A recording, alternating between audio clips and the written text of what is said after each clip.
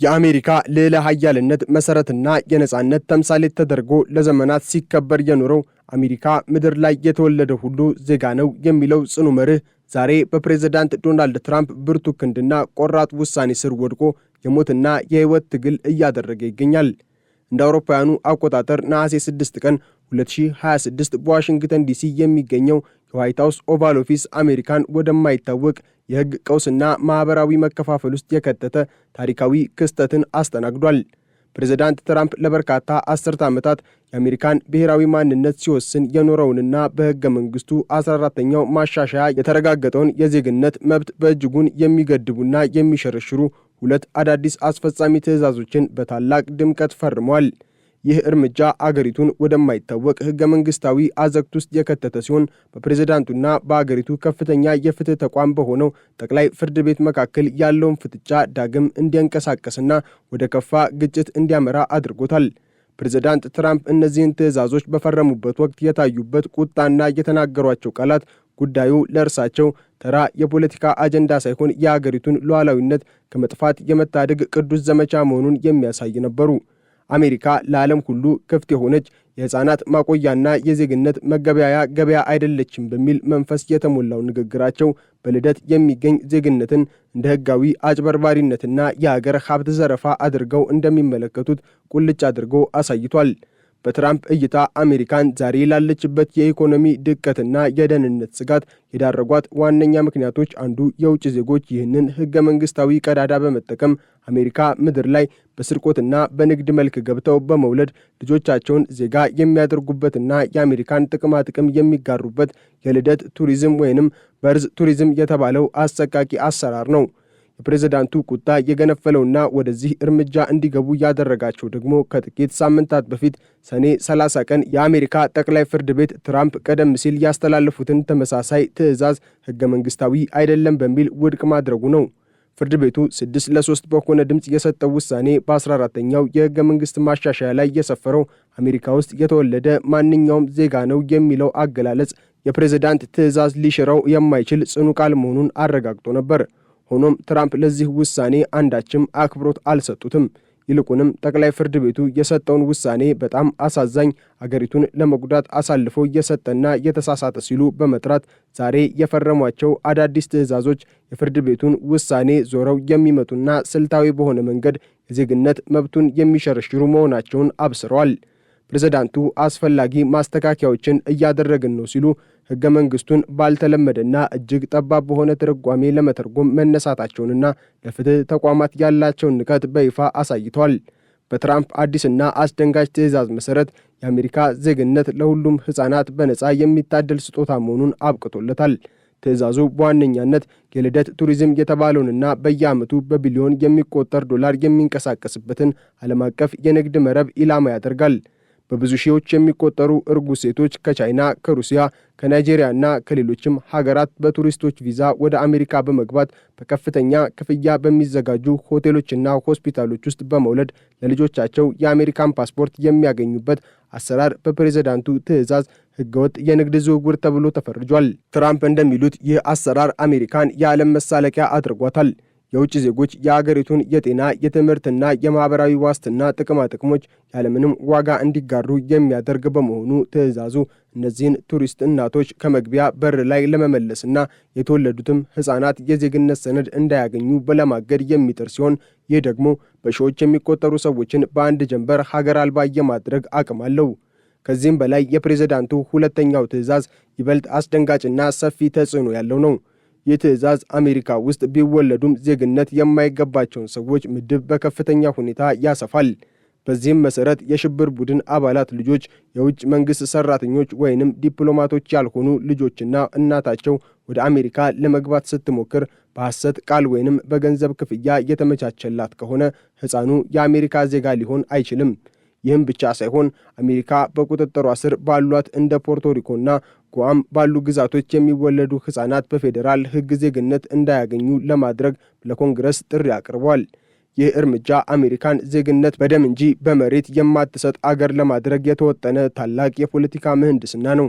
ይህ ማለት አሜሪካ ከነጻነት ምድር ወደ ዝግና ዘረኛ መዋቅር እየተቀየረች መሆኑን የሚያሳይ አስደንጋጭ ምልክት ነው። የዚህ ታሪካዊ ዘመቻ አቀናባሪና የፕሬዝዳንቱ ቀኝ እጅ የሆኑት ስቴፈን ሚለር ትዕዛዙን ሲከላከሉ የተናገሩት ንግግር የአስተዳደሩን ጽኑ አክራሪ አቋም የሚያንጸባርቅ ነው።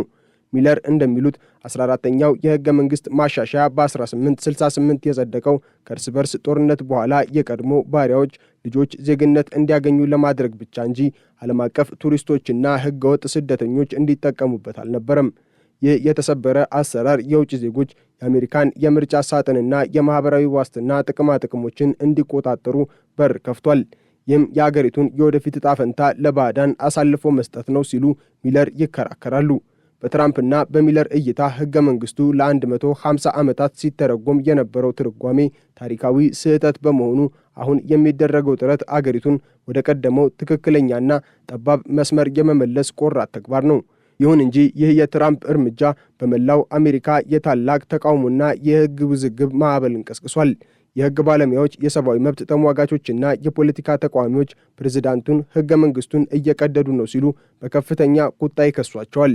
የኒውዮርኩ ታዋቂ የኢሚግሬሽን ጠበቃ ሳይረስ መህታ በትዕዛዙ ላይ የሰፈረው ለንግድ የተደረገ ክፍያ የሚለው ቃል እጅግ አሻሚ፣ ግልጽነት የጎደለውና ለማንኛውም እናት ሊሰራ የሚችል በመሆኑ ፕሬዝዳንቱ የፈለጉትን ሰው ዜግነት ለመንጠቅ የሚጠቀሙበት አምባገነናዊ መሳሪያ ነው ብለዋል።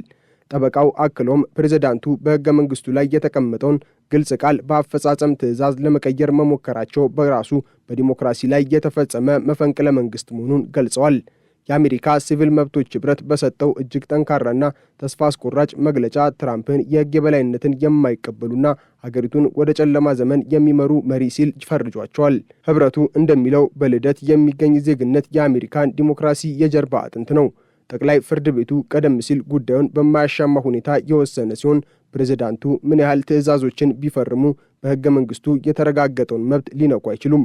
ማንኛውም ሕፃን አሜሪካ ምድር ላይ ሲወለድ ለአገሪቱ ሕግ ተገዢ እስከሆነ ድረስ ዜጋ የመሆን መብቱ የማይገሰስና የማይደፈር ነው። ኅብረቱና ሌሎችም በመቶዎች የሚቆጠሩ ድርጅቶች ይህንን የትራምፕን አዲስ ትዕዛዝ ወዲያውኑ ወደ ፍርድ ቤት በመውሰድ አገሪቱን ከፕሬዝዳንቱ ሕገ መንግሥታዊ ወረራ ለመከላከል ቃል ገብተዋል። ውዝግቡ ወደ አሃዛዊ መረጃዎችም ዘልቋል።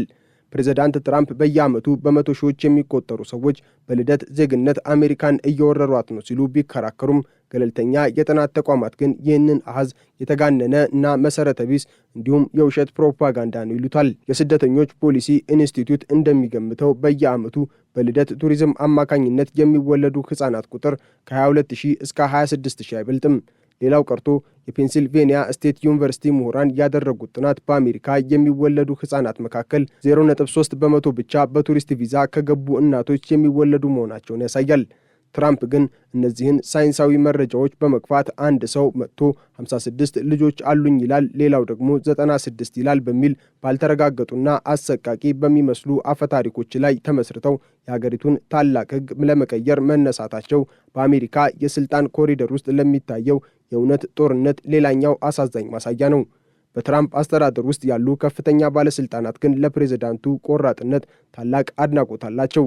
የንግድ ሚኒስትሩ ሃዋርድ ሉትኒክ እና የአሜሪካ የንግድ ተወካይ ጄምሰን ግሪር በትዕዛዙ ፊርማ ስነ ስርዓት ላይ ተገኝተው እርምጃው የአሜሪካን ኢኮኖሚ ከማያስፈልግ ጫና እንደሚታደግና አገሪቱን ለዜጎቿ ብቻ እንደሚያስረክብ ገልጸዋል።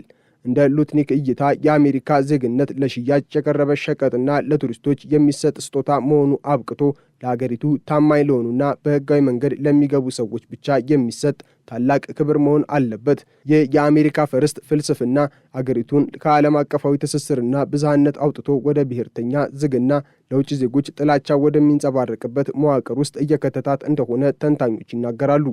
ይህ የዜግነት ውዝግብ በአሜሪካ ማህበረሰብ ውስጥ የሚፈጥረው ስንጥቅም እጅግ ጥልቅና አደገኛ ነው። ለዘመናት አሜሪካ የስደተኞች አገርና የተስፋ ምድር ተብላ ስትጠራ የኖረችው ማንኛውም ሰው በምድሪቱ ላይ ተወልዶ ካደገ እንደ እኩል ዜጋ ስለሚቆጠር ነው።